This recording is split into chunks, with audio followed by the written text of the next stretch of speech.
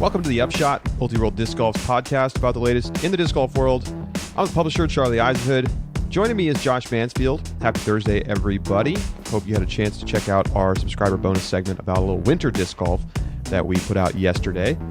And we got a nice, tight show for you today as we head into a winter weekend.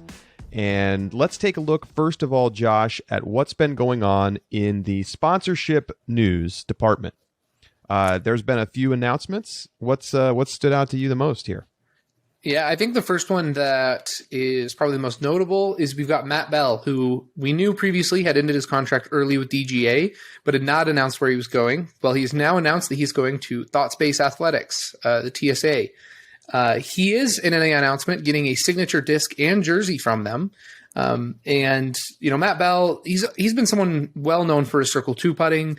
Last year, had a pretty good season. He was 17th on the Pro Tour with an 8th place finish at Masters Cup, 4th place at MVP, and 9th place at GMC. So some good wins under his belt.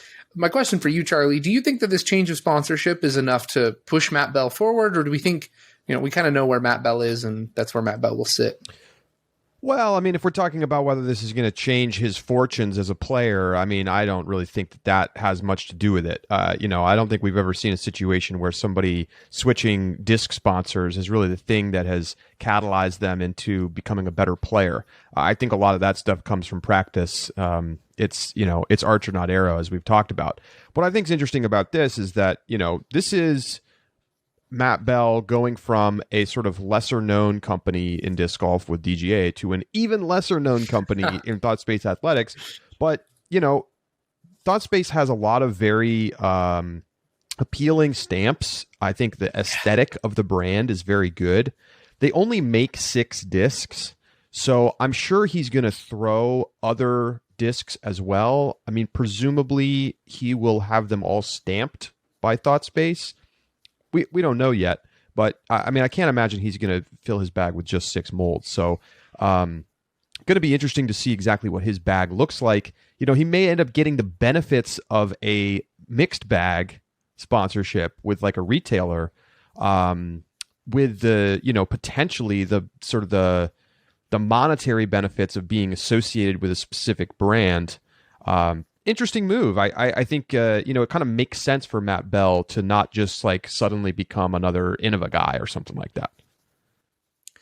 And I think, like you said, ThoughtSpace has had just some of the most amazing looking stamps, in my opinion. And I really appreciate when retailers are making steps to, why not make them fun and exciting? And so I think it's a good move in terms of the publicity, because Matt Bell is a fairly well known name. He does get on lead cards, had a lot of top 10 finishes at Silver Series this year, and that's enough for some coverage. So it'll be good for them to kind of get that increased it's coverage kind on of their sneaky, brand. Honestly, that he was 17th on the Pro Tour.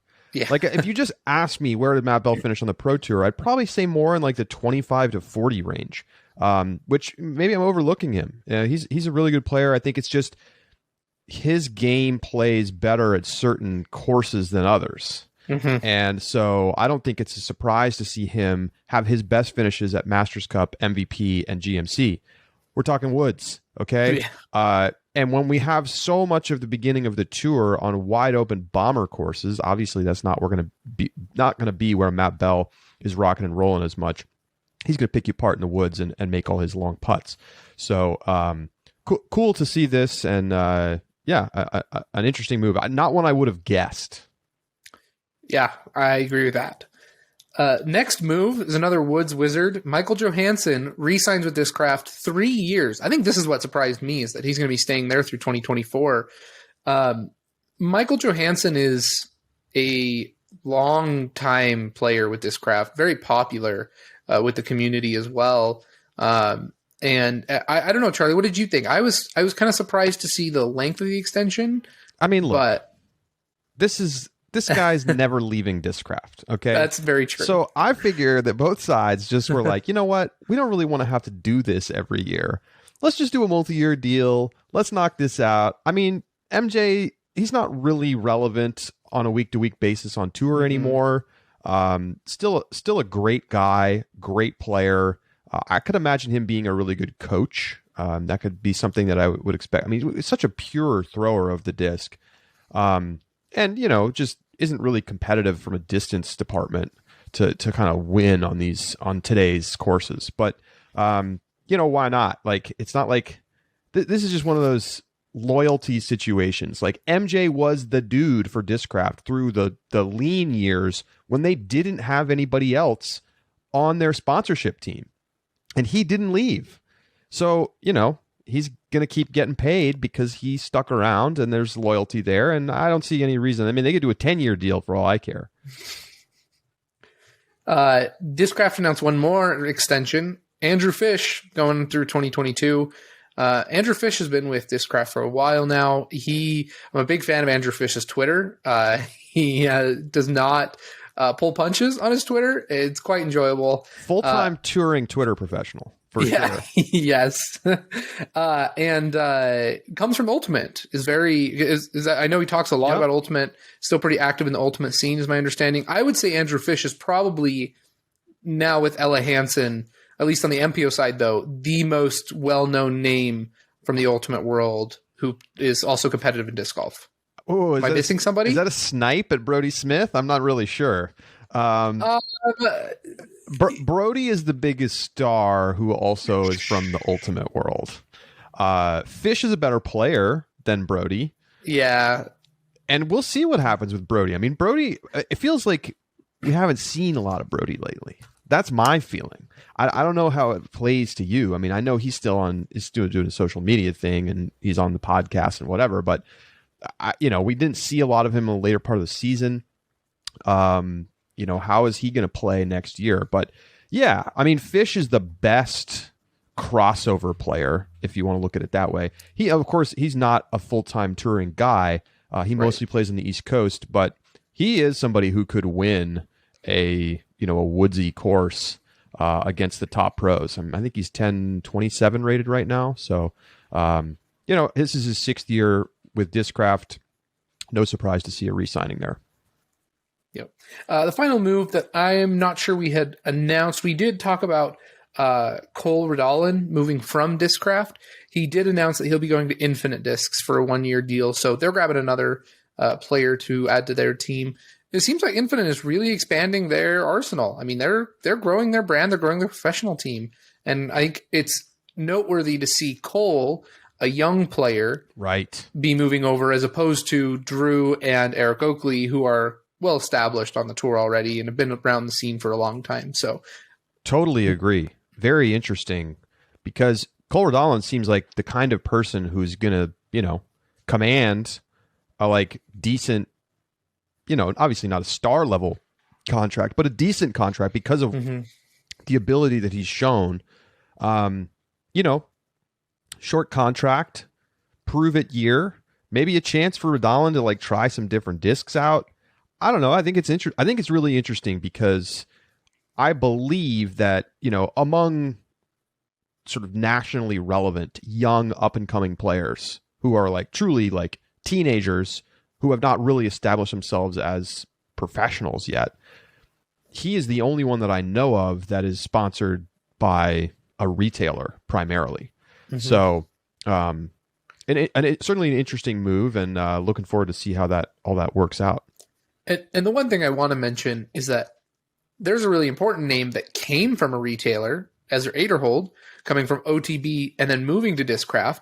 So the interesting thing here is kind of the flip side, right? Right. Cole Redolin goes from a manufacturer to a retailer. So it's that move that, I don't want to say backwards, but feels like the opposite direction of to where typically you see players go from their retailers, their local shops, and then Infinite and OTB, and then they move up to the manufacturers. And Cole is moving up, backwards. I think it just speaks after to the having a contract, right? After having a contract with Discraft, that's what's particularly interesting about this. And it makes you think: is Infinite really throwing down the cash to the point that they're out competing a company like Discraft for? Obviously this is a small contract, right? This is a D-list contract, if you will. Sure. But, still, I think it's pretty interesting. I think it says a lot about what Infinite's approach is. Yeah. So those are all the moves. So, nothing too splashy, but there's the rumors continue to bubble about some bigger moves on the horizon. And keep in mind that some stuff doesn't come out until after January 1st because for whatever reason, because of contractual details or the way that companies like to roll out the news or just professional courtesy, some stuff typically doesn't come out until the end of the current contract season, which typically, of course, is December 31st. So we may have a little bit of a lull, and then, we may get a flood of very interesting news right after the new year.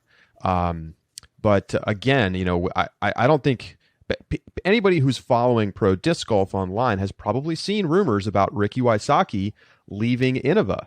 And Wysocki currently under a 5-year contract with Innova, but the rumors have been pretty significant. People saying, "Oh, somebody told me at my course," or "I heard this from someone who knows someone at Dynamic Discs," or whatever, blah, blah, blah. Certainly rumors about him going to DD and leaving Innova. We haven't heard anything yet, though. And I can say that I know there's been discussions between Ricky and companies. I know that. So does that tell you that there's an out in this Innova contract? Perhaps. Because why else would he be talking to other companies? Very interesting. So we'll see, because that would be quite the splash. The one other thing I want to add, and Charlie, you and I talked about this a little bit. It's odd that we don't have. There are certain Discraft players who we know are up for re-signing who have not announced that they've re-signed. The one that comes to my mind on the MPO side, Adam Hammis. Mm-hmm. Discraft has announced a lot of re-signings, and in my opinion, Adam Hammis would be one of the first ones you would want to announce when you locked it up. We don't know yet. I have no knowledge. I've heard zero speculation. I just think it's interesting we've not seen anything yet from Adam Hammis. So yeah, I mean, there's still some big names that were up for renewal that have not made announcements yet, right? Mm-hmm. Missy Gannon, Adam Hammis. I could go down the list. There's, it's not any of the super big names, but there's more to come. Let's just put it that way. So we're going to take a quick break. When we come back, we got a reaction to some stuff we were talking about on our rules episode. And we also got some predictions from the listeners. And we will read those out and react to those. We've also, of course, got an over-under for you here on Thursday. Stay with us. It's the Upshot.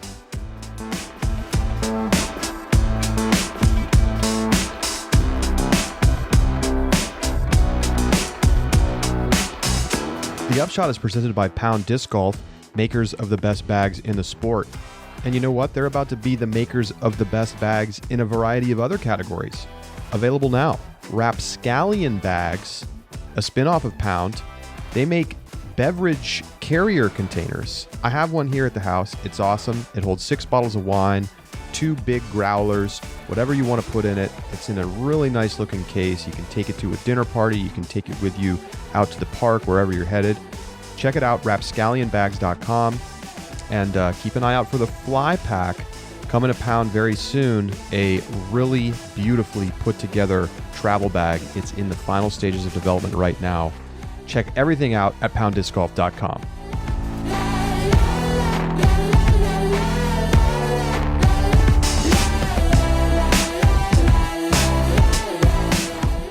Welcome back to the Upshot. We talked on our show on Tuesday about the new PDGA rules that are going into place January 1st. And Josh, you and I talked a little bit about the new rule with the basket and how, if it wedges in from the outside, that counts. But it doesn't count if it's on the top. We got a voicemail, in fact, which I love. We would love to get your voicemails anytime, because then we'll play them on the show. And here's a voicemail that responds to the point we were discussing there. Let's listen. Hey, Charlie. Joel here. Was listening to the Upshot about the new rules and you and Josh's lack of understanding about why the cage should work, but having a disc sit on top of the basket shouldn't. And in listening to a Roots of Flight episode, one of the old heads, I don't remember if it was Stork or Steady Ed or who, mentioned that the appeal of a basket was that it stopped the disc mid-flight. And so if we think about that being the goal of our target, wedging a disc in the cage, however improbable or rare it may be, is more in line with the goal of stopping a disc in mid-flight than it is just sitting on top of it. So that's why I think the rule makes sense. I understand y'all's confusion. I'm a big fan of the change. I'm curious if that changes your opinion. Thanks, guys. All right. And here is a clip from Roots of Flight podcast, which is now available on the Disc Golf Network. And Gabe LaBounty does a great job with that show. We recommend you check it out if you're interested in the history of disc golf. And here's just a quick clip that kind of gets to the point that Joel was talking about. Frisbee is meant to fly. We should have something that intercepts it in flight. I don't want it to be like going down into a manhole. Well, I for one can agree that I'm glad that the basket is above the ground and not like golf in the ground. That would be worse. I imagine everyone would just roller everything to the green at all times because the off chance it's going to roll in. Does this change your opinion, Josh, about the new rule? Well, I want to clarify that I didn't really have a problem with the rule to begin with because I feel like the odds of it happening are so insignificant. But I don't think so. Probably not. I'm going to say no. No, I don't. It doesn't change my opinion because I think that, no one's going to make an effort to try and land it on top any more than they're going to try and make an effort to catch it in the cage. I don't see many cases where it is it's easier to land on top unless you're putting like straight down. In which case maybe, but I am in the tree putting directly down in towards the basket. Can't penalize me for the 2 meter rule if I putt from the tree. I literally putted I threw an upshot from a tree once. Oh wow! I think just for fun, not really for sure. But I think that both of them are cases of you missed your shot, and by some miracle of a basket that loves you, it stopped the disc. And so I agree that the probability of that happening, because it's probably going to get wedged in the cage from a full power shot that happened to be a couple inches low, sure, as opposed to the top where it probably is going to be a little bit slower. But I don't know. You could maybe Spike Heiser it into the top. I don't know. I am not particularly compelled by this. Granted, I didn't feel terribly strongly about this rule one way or the other. So that's kind of where I'm at. It just feels like they were like, we're just going to say it counts now, but they didn't do that for the entirety of the basket. Because I feel like, the thing that would probably stop the disc, right? On top, you've got the little circle with the number right of the hole, and that thing stops the disc, right? And that's how it would land up on top. I don't really see how that's functionally that much different than wedging into the cage, but whatever. Like, I don't think I've ever seen the disc end up on the top while playing disc golf. I've seen it once. Okay. But it was from a putt that caught like a branch and kind of like did a weird little like flop and then kind of bounced up and in and on top.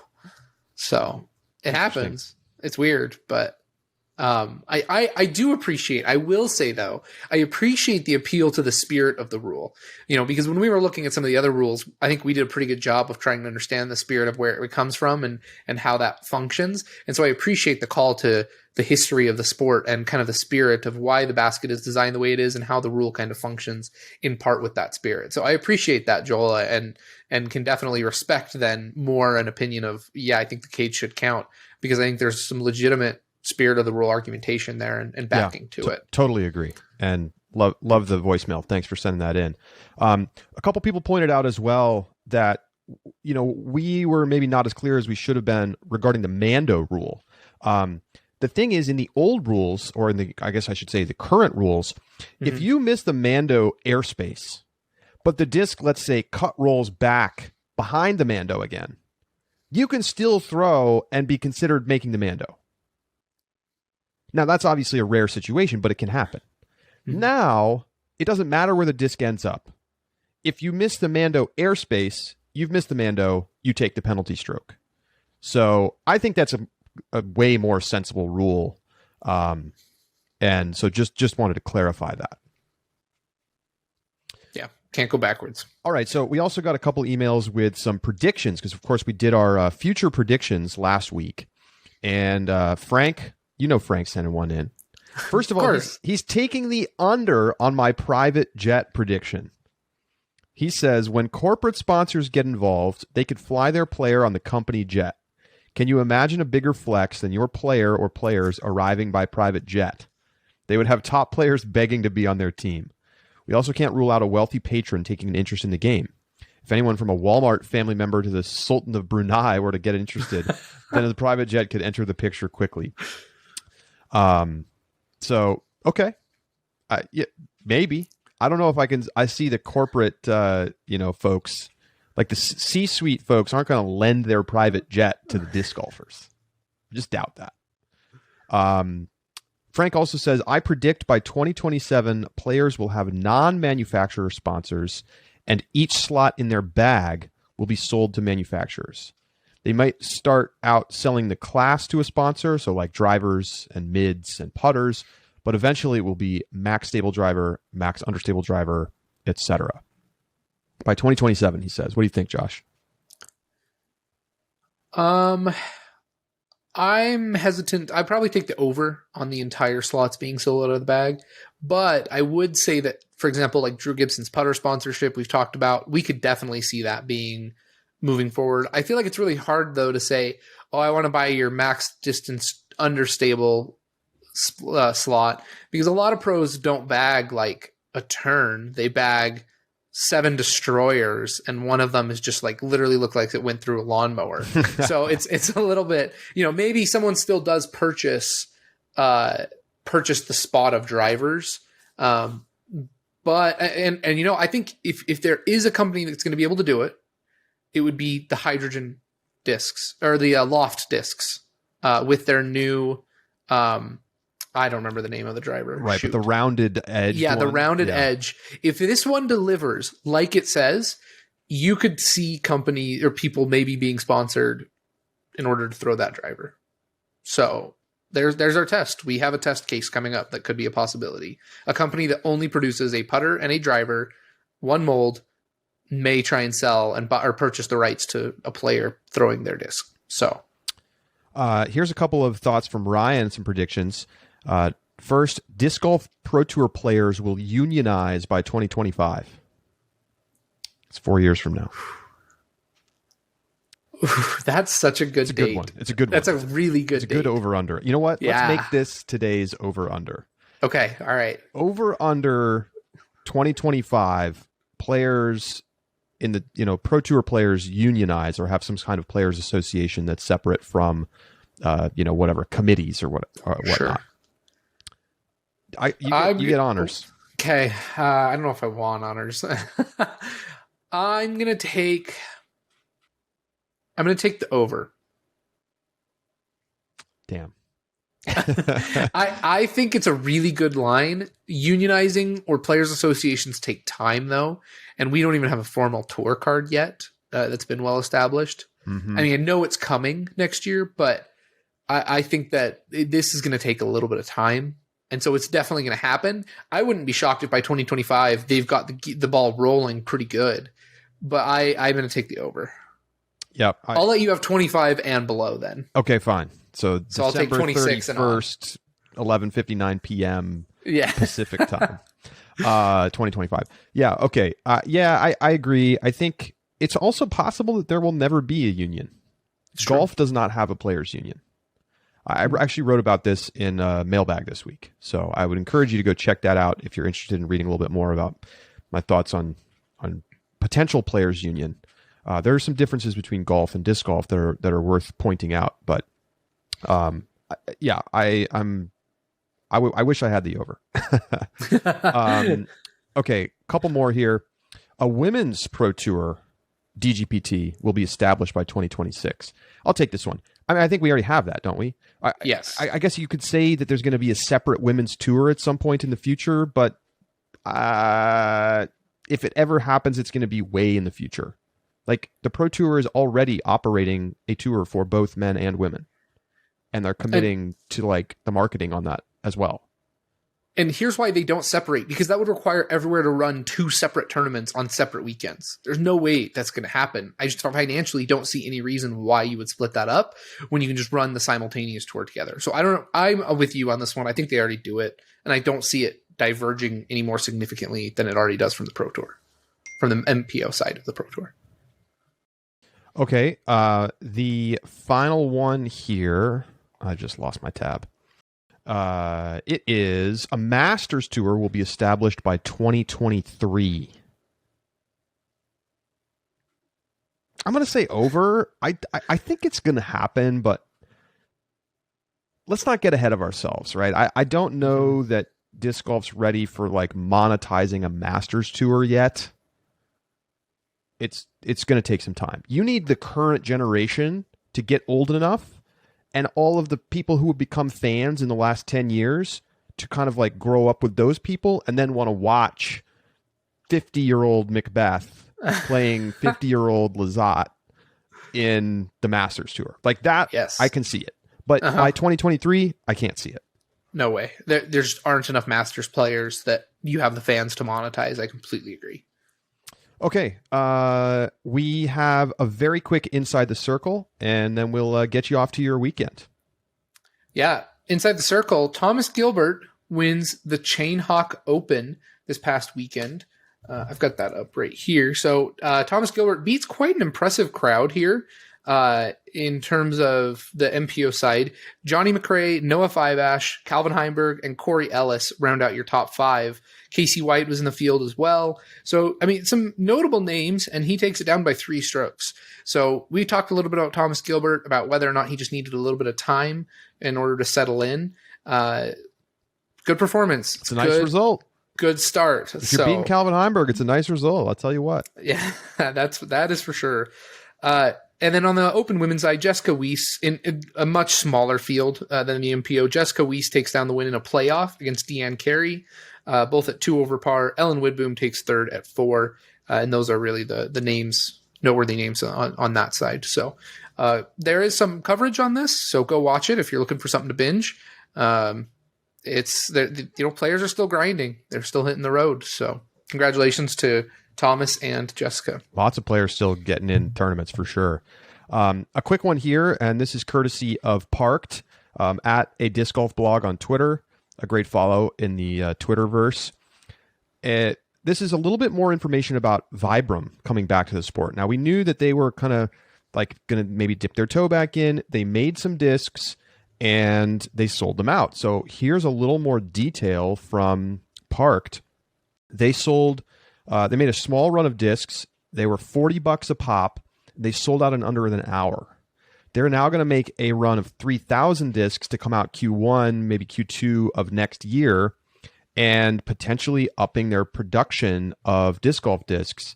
Currently, they're focusing on making 4 molds, a putter, a mid, a fairway driver, and a distance driver. And, trying to get back into the sport after, of course, leaving in 2018. So very interesting to see this. Of course, the rubber discs that are not injection molded, they like stamp them out of rubber. And so pretty interesting to see Vibram getting, back in the game and that there's like demand there, for them to sell out all their discs in an hour at a $40 price point. I know the Vibram are still very collectible on Facebook. Right. Like they typically sell for pretty high price points. So last thing I've got for you Inside the Circle, Disc Golf Pro Tour are doing a little bit of hiring. Just took a look at their jobs page.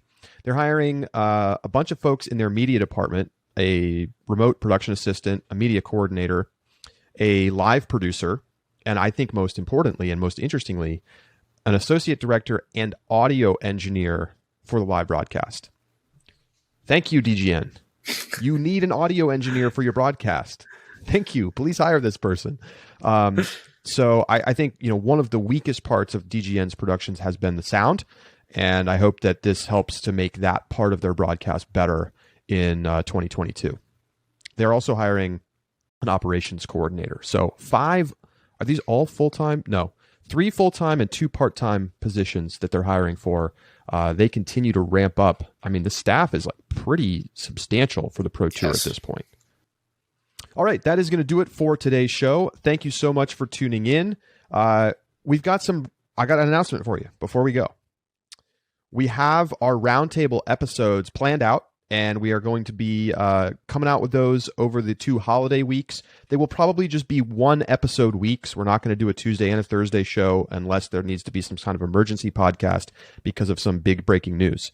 But our shows are going to be focused on disc golf retail and the growth of retail in the last couple of years, what the industry is, how it's changing, what we're seeing these days.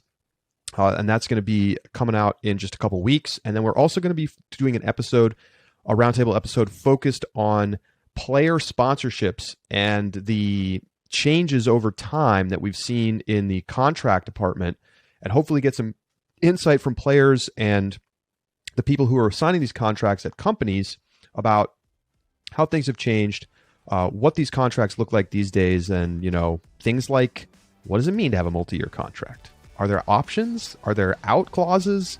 Seems like there are, so hopefully we get some more detail about that.